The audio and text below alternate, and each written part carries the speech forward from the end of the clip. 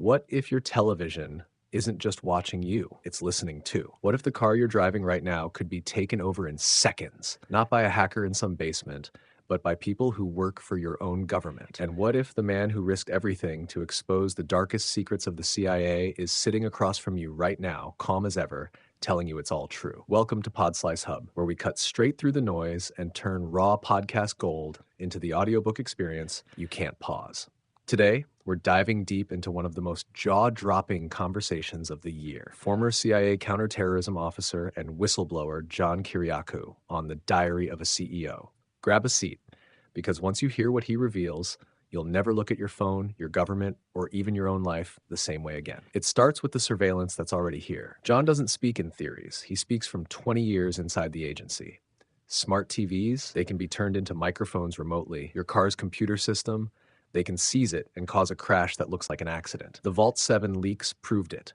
And he says something that stops you cold. Almost everyone is vulnerable now. Your messages, your location, your conversations, they're not as private as you think. But John didn't go public because of gadgets. He went public because of something far darker, the CIA's torture program. He sat in that chair and looked straight into the camera and said the words no one inside the agency wanted said out loud. Waterboarding wasn't just illegal. It wasn't just immoral. It didn't even work. His own bosses kept repeating the lie that it saved American lives. John knew better, and he paid the price. 23 months in federal prison. Here's what hits you in the chest. He says he'd do it again tomorrow. Because when the choice is between staying silent and living with the truth, he chose the truth. Now imagine the other side of the game. The part they don't show in movies. John breaks down exactly how the CIA recruits spies. It's not movie-style bribes or blackmail in dark alleys. It's a four-step dance they call the asset acquisition cycle. Spot, assess, develop, recruit. It's psychological chess. They study you. They find the one thing you crave more than anything: respect, attention, validation. Maybe just someone who finally asks about your kids. He tells the story of recruiting a man who hadn't heard a kind word about his family in 5 years. One genuine conversation later, the man was theirs. No money changed hands.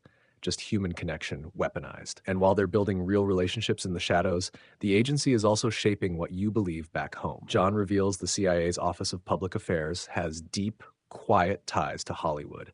Scripts get massaged, narratives get nudged. The agency wants you to see them as the flawless heroes. And now, he says they're moving into the podcast and creator space with the same playbook. Think about that next time you watch a spy thriller or hear a polished national security story on your favorite show. After 9/11, the money tap opened wide. John was once authorized to drop $10 million for one piece of information on a high-value target. Unlimited budgets, unlimited power.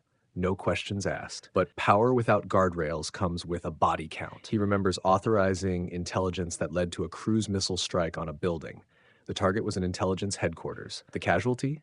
A janitor who happened to be cleaning the floor. John still carries that weight. His bosses told him not to feel guilty. He never quite managed to obey that order. That's the human cost they don't put in the briefing books. And then the conversation turns even darker. John looks at the trajectory of the US government since the early 2000s and calls it what it is: a culture of act first, ask for permission later. Secret programs, bypassing laws like the Federal Torture Act. Congress kept in the dark. He says when everything is classified, real oversight becomes impossible. Now picture this: sleeper agents, people trained from childhood to live ordinary lives in another country until the day they're activated. John interviewed one, a former East German asset who had built a normal American life, got a regular job, fell in love, had a daughter, and then looked at his baby girl and realized he couldn't live the lie anymore. He walked into the FBI and turned himself in. One decision, one moment of humanity.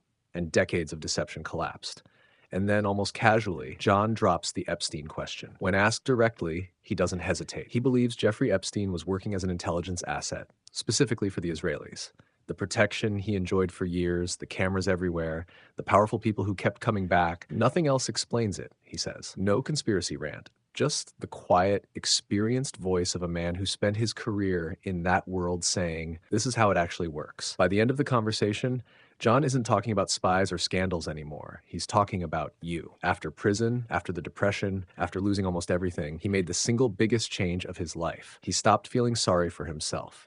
He refused to play the victim. He believed he had done the right thing, so he chose to stand up, write his books, build his family, and keep speaking truth. Simple on paper, brutal in practice. And that's the final hook he leaves you with. In a world where the powerful watch you, recruit you, manipulate you, and sometimes break the law in your name, the only real power left is the decision to stop apologizing for seeing clearly, to stop playing small, to choose truth even when it costs you. So here's the question you have to answer before you swipe away. If you knew what John Kiriakou knows, would you stay silent or would you speak? If this hit you in the chest, smash that like button, drop your biggest takeaway in the comments, and subscribe for more podcast to audiobook bangers that cut through the noise.